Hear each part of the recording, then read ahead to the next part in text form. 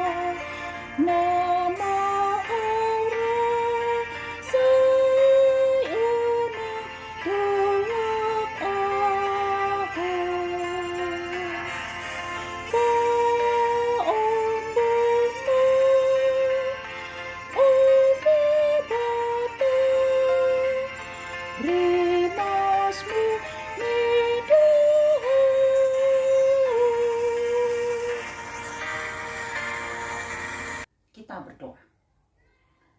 Kami bersyukur kepadamu Allah Bapa yang senantiasa memelihara kehidupan kami dan memberikan kebaikan kepada kami.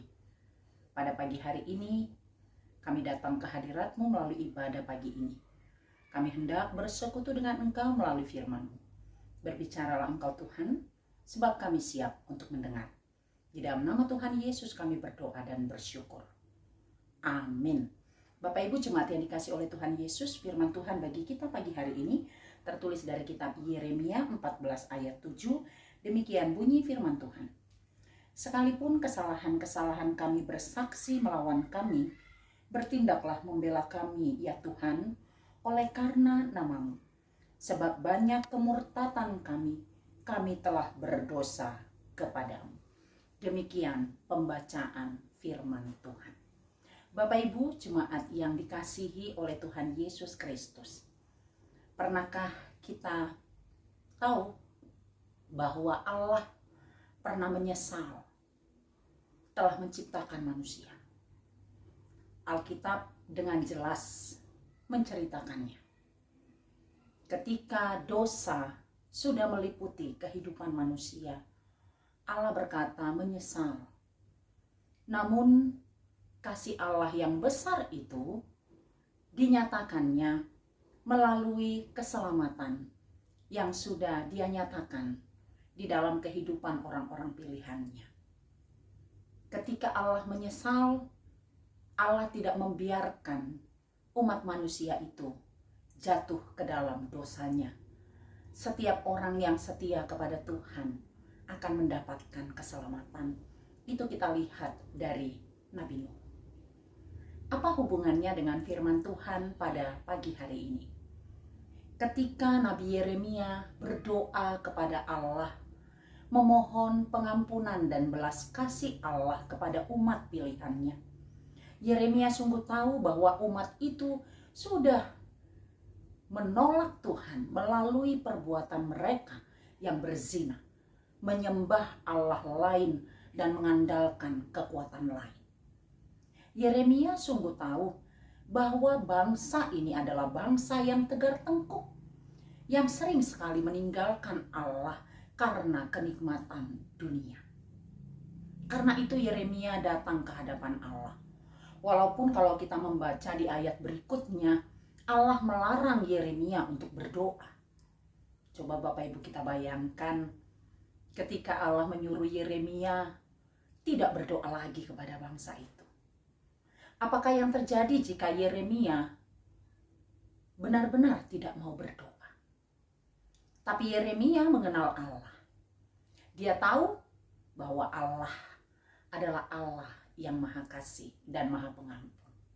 Dia tidak pernah membiarkan murkanya menyala-nyala. tetapi pengampunan yang daripadanya akan senantiasa ia berikan, asalkan umat pilihan Allah sungguh-sungguh mau bertobat.